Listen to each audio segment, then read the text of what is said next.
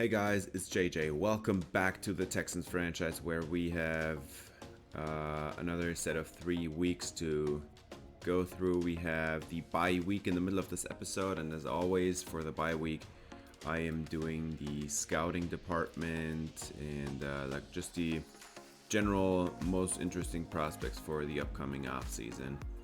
And first up, we have a game against the Jaguars. We have some upgrading to do before that. Our third tight end gets a lot of ratings going up. He is just an average tight end that can catch the football a little bit, and that's it. We finally get Devian Davenport back from injury, and so we have our number 2 wideout. I think Matthew Thierry did a really good job in his absence, and we are gonna see Matthew Thierry a little bit more from this point onward, I think. And then we also get Javon Kinlaw back from injury, so we get our good run defense duo back on base personnel. And then for pass rushing reasons, we are going to get Stallworth mixed in there as well. We face another injury today. It's just a backup linebacker, so I'm not too worried about it. It's Nick Abbott with an ACL sprain, so not the worst stuff. But we have a breakout QB in this episode. We have Angelo Mendoza coming off a stellar game, and there's his chance to get an upgrade for his development. Currently his dev is star, but we can upgrade it if we have at least 350 scrimmage yards or 4 touchdowns while throwing at most 1 interception. So I hope we can do it.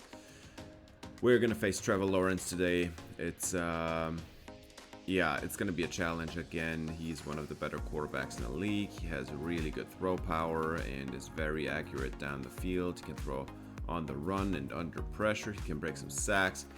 They have James Robinson in the backfield, who is one of the better power backs in the league, though he's not the greatest athlete. Then we've got Christian Kirk as their number 1 wideout. He is 5'11", 200 pounds, with adequate speed. He is just a slot receiver, basically. He's not an X. He is somebody that can catch the football. He's not going to make the most spectacular grabs. He's not a downfield threat. He's just in the middle part of the field. He's like really dangerous. They also have Laviska Shenault, who is more of the running back type receiver, more like Deebo Samuel. He can break some tackles for sure. Also has not the greatest athleticism. And then Kenny Golladay is also not the fastest receiver. He's an X. He's a perimeter outside receiver that you can just throw it up to and give him a chance on a 50-50 ball, and he turns it into a 70-30 ball. They've got Evan Ingram, who is the greatest threat from a speed perspective. He's not the fastest guy compared to the receivers, but as a tight end, he's pretty fast. And I think that's got to be a challenge for our linebackers. They drafted Spencer Ford a couple years ago. He is a really interesting prospect. He has kind of weaknesses on the power side, but he's developing nicely. The other tackle is also pretty young. I think he's in his 3rd or 4th year now. Really weak from a strength standpoint, but he is a really good pass protector. If they just don't run it to his side, then everything's fine. Darren Thomas is one of the better edge rushers in the game. He is really dangerous around the corner. Like, he can threaten with speed, and then also his run defense is pretty weak, so you can run it to his side. Should not run it to the other side. Trayvon Walker is a really good run defender. Your Jadeveon Clowney type. His pass rush moves are really not there. And then they also have Byron Gage, who they drafted. And he is really quick off the snap. 92 acceleration. That's almost Brian Burns kind of speed. And he's also like threatening around the edge. A really dangerous guy.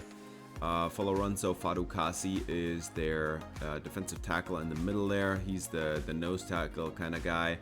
And yeah, he's a really good run stopper. Can also bring a little bit in the pass rush game, but not a whole lot. And then they've got Josh Allen, their best pass rusher, who is one of the better athletes at the position. He has 96 finesse moves. His run defending, though, is not all that great. Zaven Collins is a middle linebacker with adequate speed and good run defense, but his coverage is a little bit worrisome, and his play diagnosis is kind of slow. Devin Lloyd is the other linebacker there, and he is also run stopper. His coverage is also not all that great, and but he can fly around and hit people, and that's what this defense seems to be all about. Some really good athletes, but the technique is not always there. Then their number one corner is Shaq Griffin, and if that's your number one, you're already in trouble, I'd say. His speed is really good, but his coverage abilities for a number one corner, really not there yet. Calvin Weaver is their number two, a young corner developing nicely. He has already surpassed Shaq Griffin in the zone coverage department, and I think he's going to be a really good corner soon. Tyson Campbell is their number three. So I guess they have three outside corner, like outside cornerback type of corners sitting there, and one of them has to be the slot corner. I'm not sure which one they will take. Ezekiel Rivers is the deep safety. He is the coverage guy.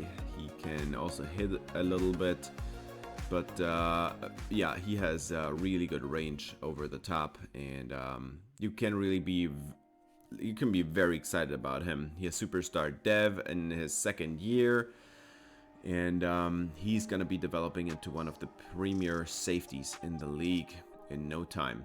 As we're gonna start this game here, the Jaguars are not the strongest team in the league. They are also not on a winning record right now, and I think this team is very beatable. This offensive line from the Jags, really not that good. They have a couple younger players there that are going to be developing, and in a couple years things are going to be very different, but right now these tackles have to learn a little bit, and you should beat them with this pass rush. Starks and Springs should be able to handle that. And for the playmaking side, this Jaguars offense is just not really equipped with premier talent. They have a couple interesting players there, but really nothing that's standing out. As Trevor Lawrence is gonna throw it down the field, and it's intercepted. It's Alex Day on the first play of the day. He's gonna get this one deflected around like 2 or 3 times, and then he's gonna pick it off, take it away, and that's what I'm talking about, man. Every other receiver in that one-on-one situation, balls throwing inside. Kirk has the inside leverage, and then Alex Day just takes it away as soon as Christian Kirk attempts the catch there off the first deflection. And yeah, so that's what I'm talking about. This playmaking trio is really not all that exciting, and there's a little bit of weakness there, and I think we can shut this offense down with our cornerback duo here on the outside, Stingley and Day. But let's get back to the offense here. It's the Texans offense on the field. Mendoza gets it away just in time, and Justin Ross is the receiver on this play, and that's a 24-yard connection into field goal range already. Mendoza, 2nd and 3, one-on-one in the end zone, and this is caught. Touchdown Texans. It's Justin Ross, and he's got the score. It's a quick drive here. Justin Ross is the receiver on the first one, and then a deep ball, just one-on-one on the slot fade route there, and Justin Ross is the one with the extension. Those 6'4", that 6'4" frame has also some really long arms, and he's gonna haul this one in 7-0 to start this game here, and Trevor Lawrence gets his second opportunity. This time he's not going to miss. It's an open receiver. It's Christian Kirk, and that is a huge conversion. That's about 28 yards to Christian Kirk there, and they move into field goal range in no time. 3rd and 6 now, and Lawrence is going down. That is Kendall Sheffield in the backfield, who is on the dime blitz there. So awesome play. He's just gonna get around the tackle, and yeah, that's way too fast for TJ Rayburn, the right tackle, and just gonna run around him, take down the quarterback, and the field goal is almost blocked, but he has a penalty there. That's gonna be roughing the kicker on the Texans, and that's gonna be an automatic first down. Maury Hamilton. He had a chance to block it. Instead, he took down the kicker. 1st and 10. Trevor Lawrence is going to be sacked again, and that was Javon Kinlaw. Welcome back. And he going to take down the quarterback right here. And they are going to be in a bad position now. Can you please not mess up the play this time as Kinlaw? Well, awesome play there. Yeah, field goal is just taken regularly, so it's a 7-3 ball game, and Mendoza is gonna get it away on 3rd and 2, but McKenzie cannot hang on. It's gonna be a punt right back after the 3 and out. Lawrence 1-on-1, and that's a catch made. First down, and they are gonna have Kenny Golladay on the reception there. 2nd and 10, and that's another conversion. It's Golladay again.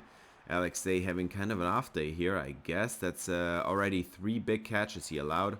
3rd and 9 now for Lawrence. And the pressure is coming in. It's picked up, and it's intercepted. He throws it right to Derek Stingley. And he's going to take it back down the sideline into the end zone. It's a Texans touchdown. Derek Stingley with another interception.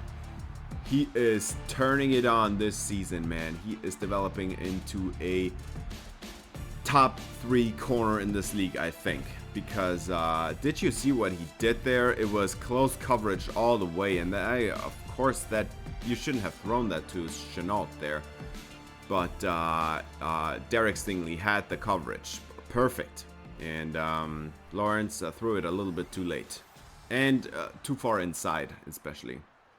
If he had thrown it to the outside, I think there would have been a chance for Chenault to make the catch and let Stingley be on the other side of his body, but yeah.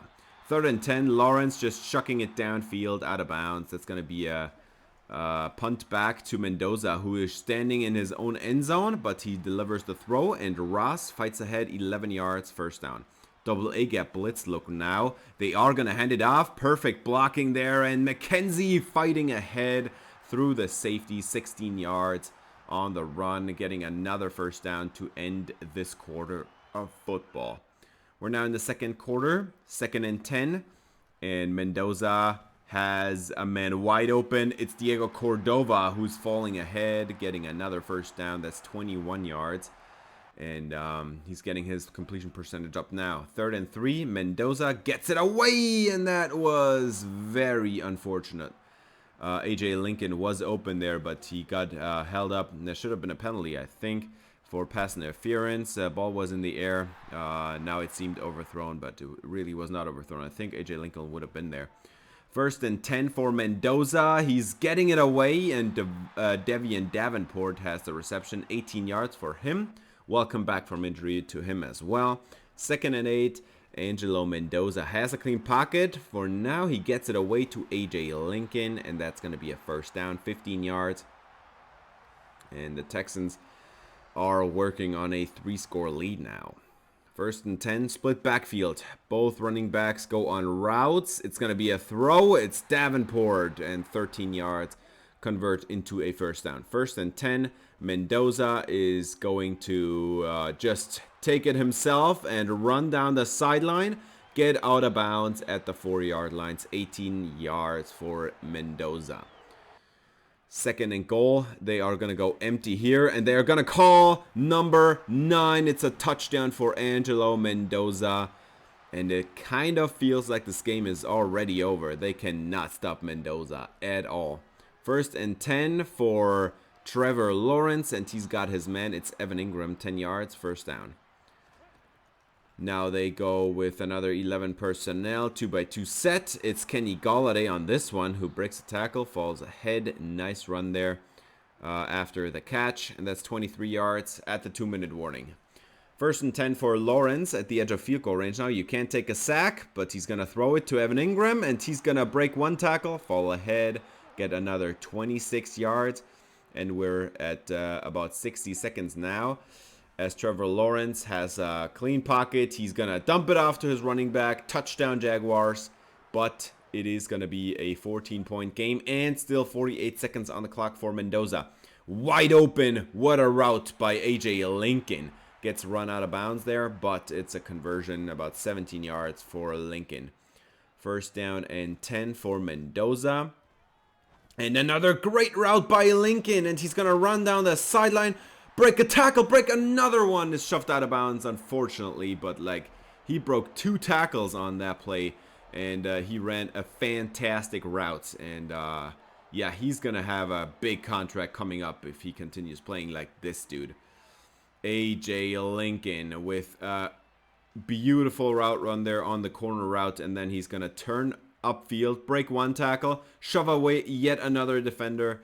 Well, he wouldn't have gotten to the end zone. There was still 2 defenders left, but like, awesome play. And Mendoza just about got it away, and the blitz was coming in there, taking him down with the quarterback hit. But he gets it away to Ross, and it's going to be a first down. 3rd and goal. Timeout taken there, and that's a touchdown. It's Justin Ross, and they try the face mask on him too. That's going to be a score and make it a 3-score game again. Justin Ross having a nice day as well. And Mendoza is having a great day here. 224 passing yards already for this offense.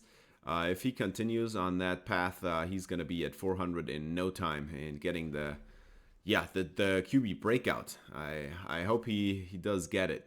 And let's look at another game. It's the Colts losing badly by multiple scores to the Bengals. Archer Shirley having a really bad day. 2 interceptions here. And Burrow just completely overruns them with their offense, putting up 34 points. And the Kansas City Chiefs are losing against the Raiders, and all they have scored is a safety. So that doesn't look great. Let's get back to this game as Mendoza has a clean pocket, and he's going to throw it down the field. It's Ross down there, and he's tackled, but that's a huge completion. 43 yards on the rainbow. Justin Ross is having a monstrous day, and he is just one of the best receivers in the game right now. They're going to hand it off now to Dakota McKenzie, running upfield, falling ahead, fighting 17 yards on this run. And they have just ran it 8 times in this game with Dakota McKenzie. First and goal for Mendoza. He gets it away, and it's Ross, and it should have been picked off, dude. How do you throw that? That should have been a pick. But Ross somehow comes away with the football and gets yet another touchdown. 38-10. And we just started the 3rd quarter as I don't know what Caleb Burgess was doing right there. That was a horrible angle. 40 yards for James Robinson on the run there. 2nd and 4 as Trevor Lawrence gets it to his tight end. And that's a touchdown. And we have yet another injury on the play. It's Javon Kinlaw. Abdominal tear. He just came back from injury.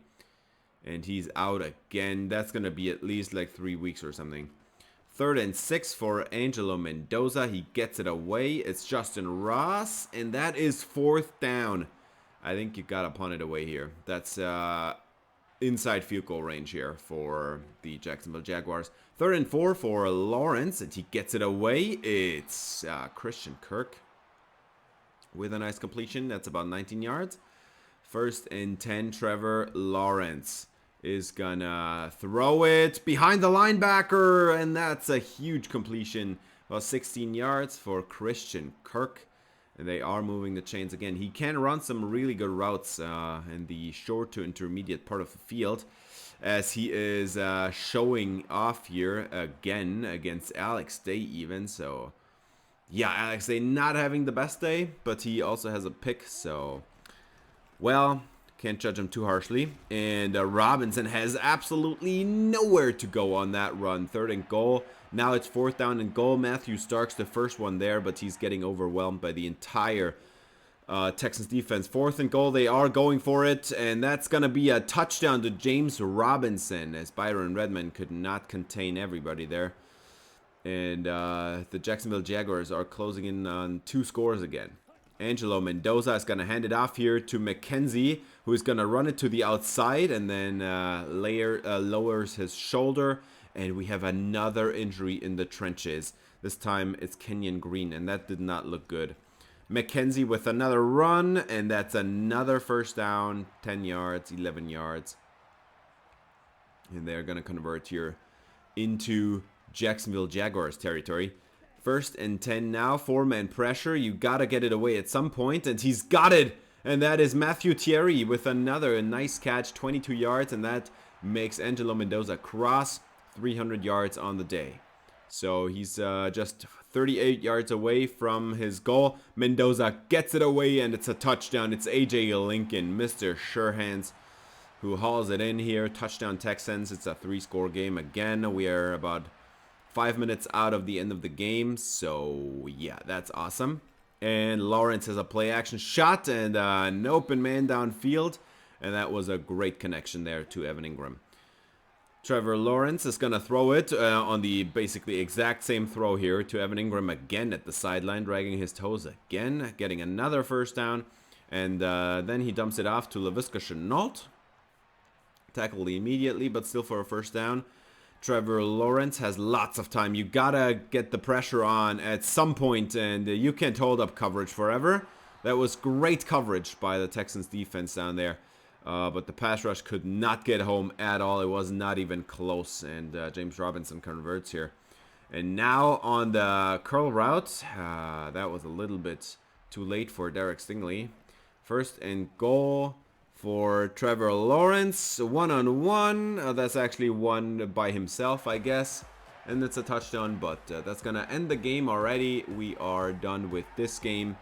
Texans, another dominant victory, 17-point game. And, yeah, Mendoza having an awesome game. 4 touchdowns for Trevor Lawrence, but 2 picks. 4 touchdowns for Mendoza, but no picks. So he's got the challenge down. Dakota McKenzie, 114 on the ground on 21 attempts. That's awesome. Angelo Mendoza had a touchdown. Justin Ross had 3 scores on 9 catches. And we could not contain Christian Kirk, although he still is not an outside receiver, I'd say. AJ Lincoln, 7 catches, 86 yards, and a score. And Devian Davenport was really quiet in his return today. But I think there's going to be other weeks as well. As we have Javon Kinlaw and Kendall Sheffield on the only sacks in this game. So the pressure was not on today. Ryan Springs and Matthew Starks, you got to get it going at some point. And then Derek Stingley with another awesome interception, taking it into the end zone. Oh man, Derek Stingley is just awesome. You can't say it any other way. As we get an upgrade for Dakota McKenzie, a little bit of everything here. I love it. He is developing very nicely and showcasing those abilities. 88 trucking. You can see it on display every single game. He's not always breaking the tackles, but at least getting like 4 or 5 yards extra just because he lowers his shoulder and falls forward. And yeah, he's 6'1", so falling forward for him is probably almost every time like an extra yard. Angelo Mendoza now has superstar Dev following the challenge, but for some reason he did not get any XP. So that is really disappointing, I guess. We have an injury, and it's going to be 5 weeks for Javon Kinlaw. So this is kind of an injury-riddled season for him. With the abdominal tear here, he's going to be out for quite a while. That's almost to the end of the regular season. Angelo Mendoza also gets Player of the Week this week, and deservedly so. 4 passing touchdowns, 1 rushing touchdown.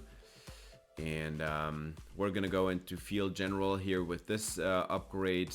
That's a really weak upgrade, man. But he's developing into an awesome starting quarterback. Already almost a top 10 quarterback, and only getting better from this point.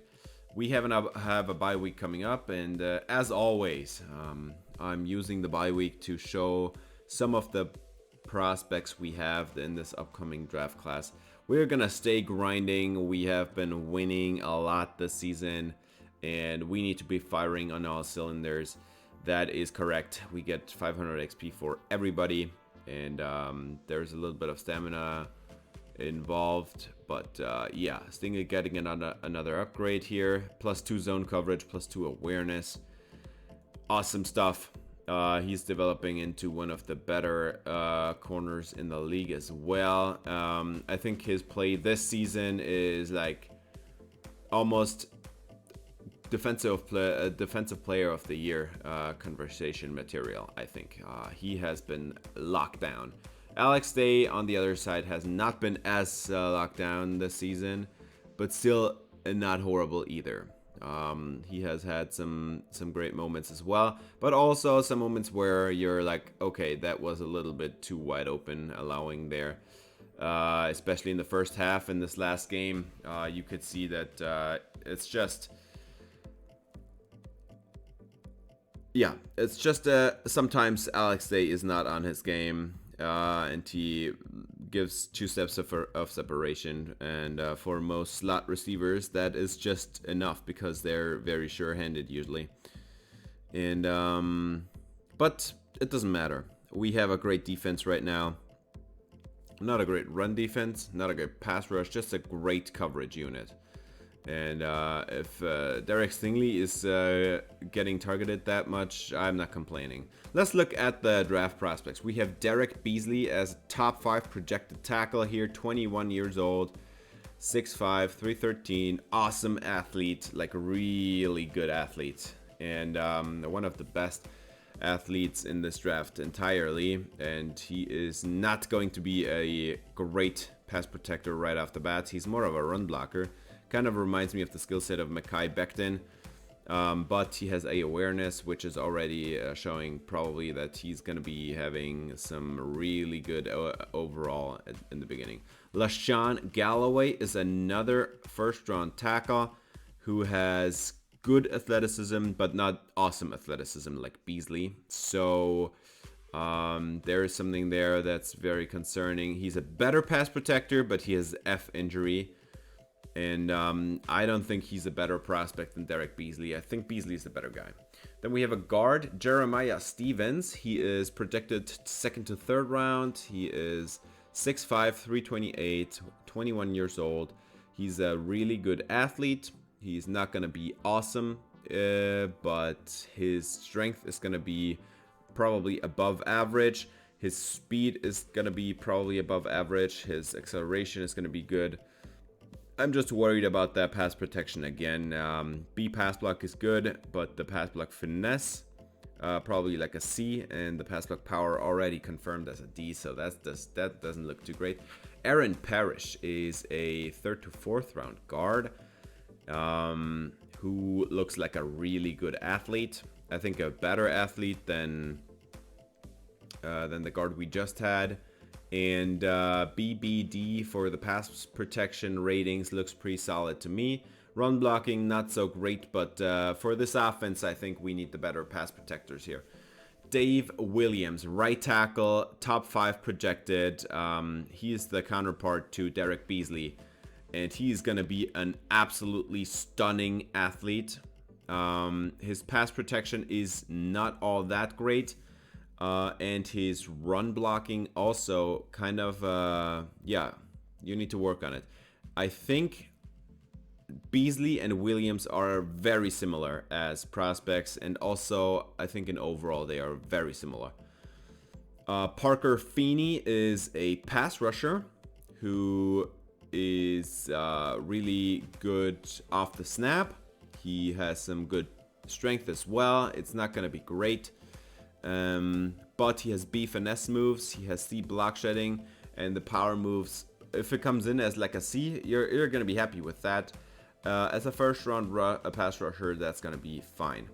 Eric Barber is a defensive tackle, 6'6", 303, 22 years old, out of Penn State, and he has good acceleration right off the bat. He's gonna be having great to elite strength, and the A block shedding just screams nose tackle to you. He has good pursuit and tackling as well, so he knows how to get to the quarterback and get him down if he can beat the tackle. DJ Ballard is a defensive tackle, projected first to second round. He is great to elite strength, decent to solid acceleration, so he's not the really great athlete apart from the strength department, but he has A block shedding, B power moves, and apart from the injury, I don't see any real weakness here. The D finesse moves doesn't sound great, but like, dude, this dude is over 300 pounds. I'm happy with that, so he looks awesome. Michael Clifford is also a defensive tackle, projected first round, 6'3", 295, 22 years old. An above average athlete with probably good to great speed, means he can take down the quarterback in no time. He has A power moves, C block shedding, C finesse moves, and he's not injury prone as opposed to all these other players. He has A tackling and B pursuit, and the intangibles are really high. I think this guy's gonna have really high overall. James Sheard is a defensive tackle with great to elite acceleration, solid to good strength as a defensive tackle. I think is fine, but you would hope that it's gonna come out on the good side. B power moves, B finesse moves, and C block shedding. So you know he can get after the quarterback day one, but the F injury is very concerning. Orlando Daniels is another defensive tackle, pretty huge, but only 6'1", so kind of short. His strength rating is not, he's going to be above average at least, but he has B power moves, B finesse moves, and B block shedding. This guy is going to be awesome when getting after the ball carrier, but actually taking him down is kind of a weakness of his. Jerome Tompkins, 21 years old, 295, 6'2". He has solid to good acceleration. He has decent to solid strength. Probably not going to be an amazing athlete based on these ratings here. But he has A power moves, B finesse moves, C block shedding. You know he's going to be a great pass rusher right off the bat. And he does not have a single weakness apart from tackling. And the injury rating, of course, is very concerning. Ben Amaro is a 6'4", 259 pass rusher out of Notre Dame. He's 22 years old. He's going to be a good athlete. Not great, just good. So above average, I guess. And you don't know anything about his pass rush skills. A to C finesse moves, B to D power moves. You know there's going to be something in there. His archetype is speed rusher, and his block shedding's a B. So I would be very surprised if his finesse moves was not going to be an A. And so I think there is a lot of pass rush talent along the defensive line there in this draft class, and we need a defensive tackle on this team. So if not a defensive tackle, I mean, I guess we still have Matthew Starks, but you can always get another pass rusher, you know? But those defensive tackles, like, there's like 6 of them, and they all look awesome. So, yeah, everybody has some kind of weakness, but like DJ Ballard, he looks like a perfect prospect apart from the injuries. And then the other guy with B's in all categories, but not being able to tackle the guy. Like, if you know how to get to the ball carrier and then not take him down, then what's it worth? And the other guy with A power moves and B finesse moves looks awesome, but also injury prone. Yeah, that's kind of a bummer. We're gonna continue this episode. It's gonna be the last part of this episode with quarterback Matthew Stafford for the LA Rams. The storyline here was that they were gonna take Archer Shirley on the number 1 overall spot, and then on number 2 overall, the Colts get Angelo Mendoza. We traded up with the Rams from 3 to 1, to get the quarterback because they still have a franchise QB here in Matthew Stafford, who still is capable of doing some damage. Their number one target, obviously, is Cooper Kupp with awesome route running ability. He can catch everything. He's also a slot receiver, but he's like, as opposed to Christian Kirk, he's an elite slot receiver. They have Antoine Benjamin, a rookie receiver, just like Devian Davenport. Great speed, has some seriously good catching abilities. He's an outside perimeter guy, and he knows how to catch a football. They also have Tim Patrick, who is also, like, he's not a great athlete, but also more kind of the perimeter kind of guy who can catch everything and can also work the middle. Their tight end is Foster Moreau, so that's kind of a, yeah, he's a replacement starter. He has not great athleticism. His catching ability is just okay, and he can't block. Here is the number 3 overall pick in this past draft class. It's Darian Aldridge with great athleticism. Can't stop the run, but his finesse moves kind of look really good already as a rookie. Aaron Donald is in my mind, best player of all time. He has awesome strength and acceleration right off the bat, and he can do everything. He has no weakness in his game, and he is going to be a problem for this offensive line. Foye Oluokun is the middle linebacker on this team. He cannot cover one bit, but he sure knows how to stop the run.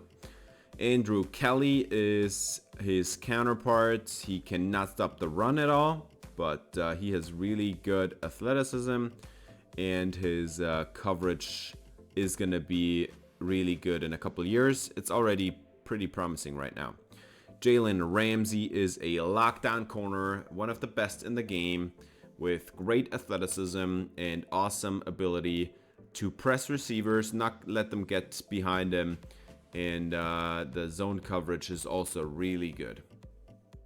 Their number 2 is Isaiah Rodgers, and he has really good speed, but apart from that, his coverage ability is kind of lacking.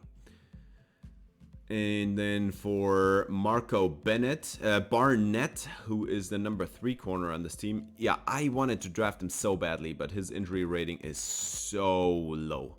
It is so low. He has great speed and good press ability for a rookie corner, but he has to work on his overall coverage. And yeah, I love this guy, man. Tracy Walker is their strong safety on the back end, adequate speed, some good coverage ability, can stop the run if need be, but he's also kind of more of an average to below average starter, a replacement level kind of guy. If you find a better one somewhere, you gotta take him. I think this Rams team is stacked with a few superstars, but apart from that, the team really looks kind of weak.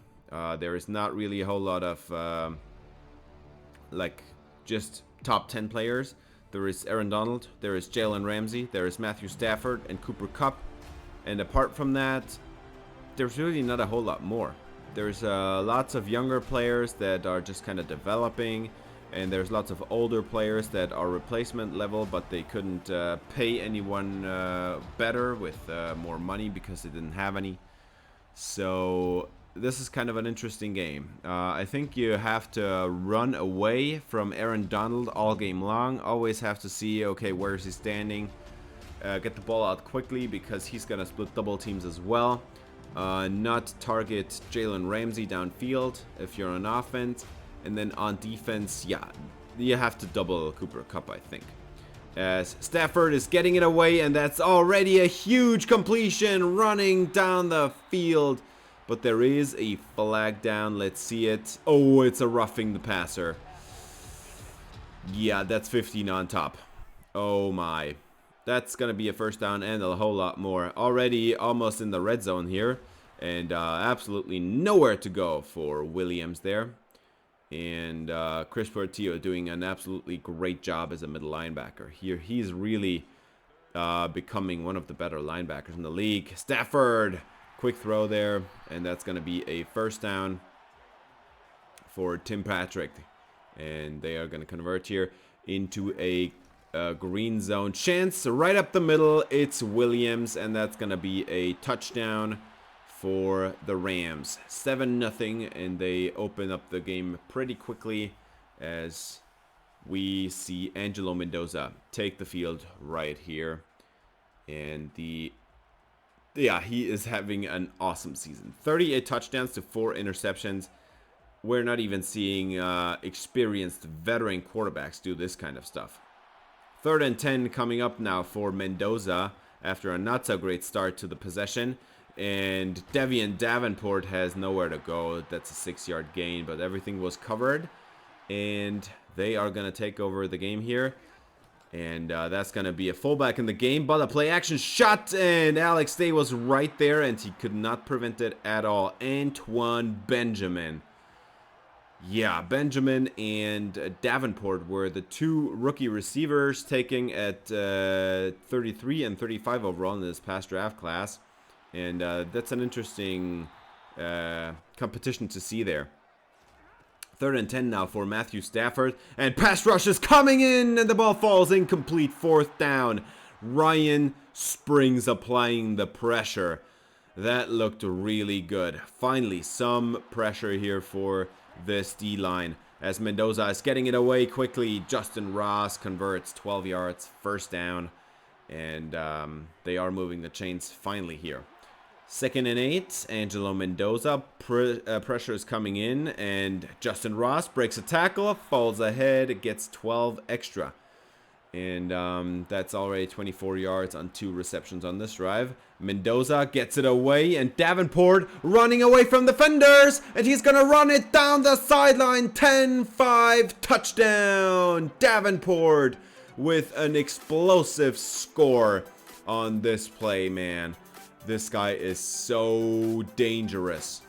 Look at this. It's just a pure post route, and he creates some late separation against Jalen Ramsey of all people, and then just runs away with awesome speed. Like this guy, 6'5", and he has some serious threatening speed for that kind of size. As Kyren Williams is gonna take it up the left side, gets 11 yards and a 1st down.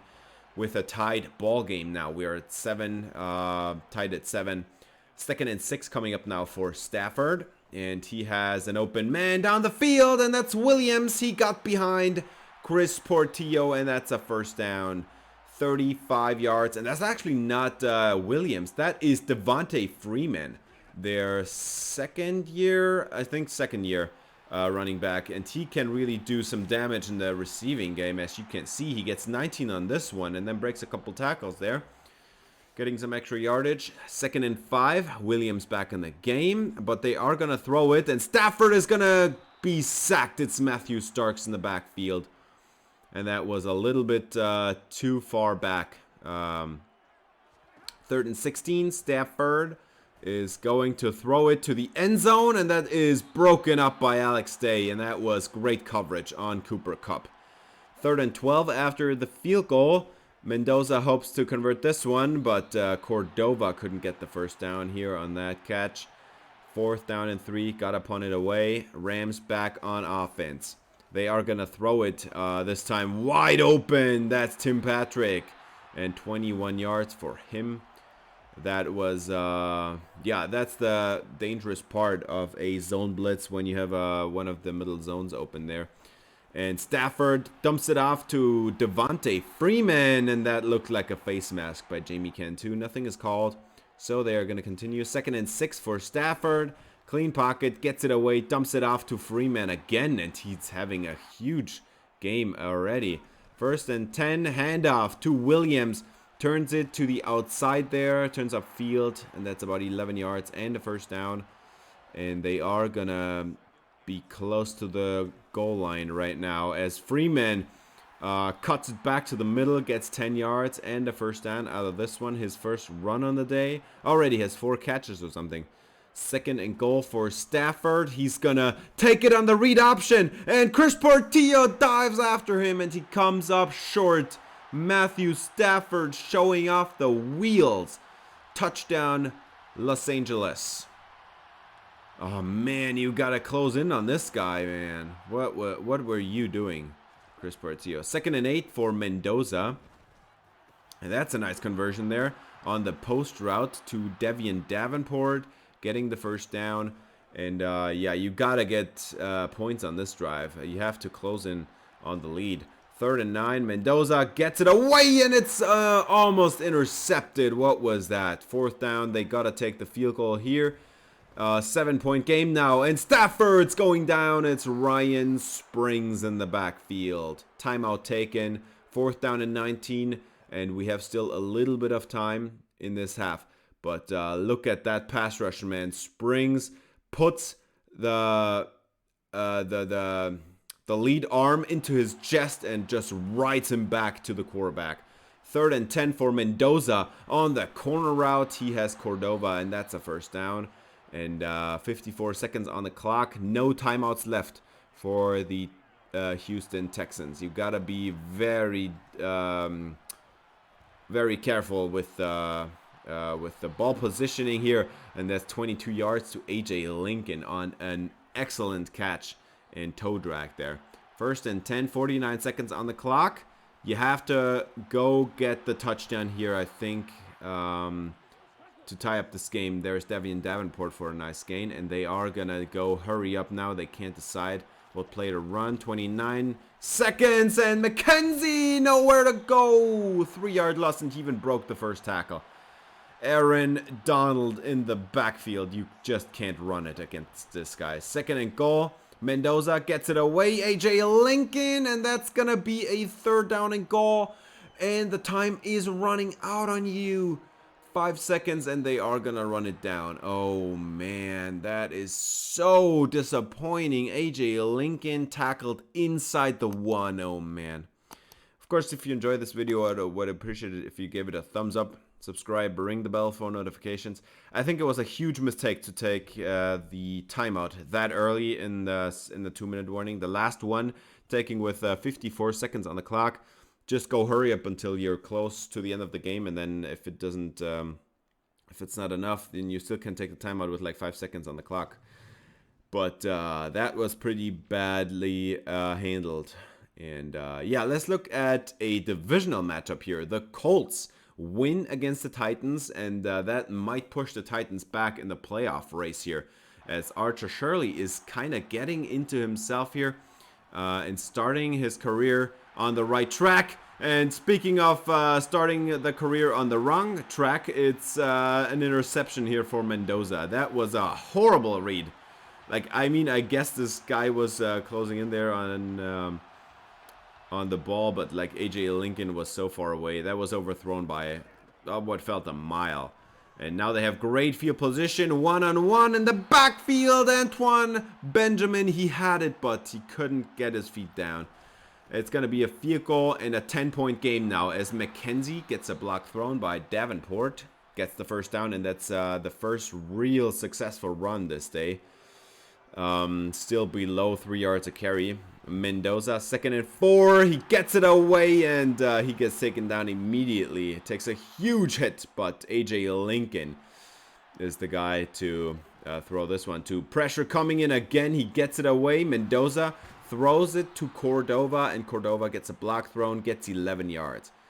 3rd and 9 for Mendoza. You gotta get points on this drive, and it's gonna be 7. It's Diego Cordova. Touchdown Texans, and they close in on the lead. 3-point game after the extra point, and Cordova is showing once again why he was drafted back in the day. Looking like one of the best tight ends in the league right now. 2nd and 6. Stafford is pressured. It's a zone blitz, and he's got to get it away. Curl route to Cooper Kupp, and that's a wide open conversion there.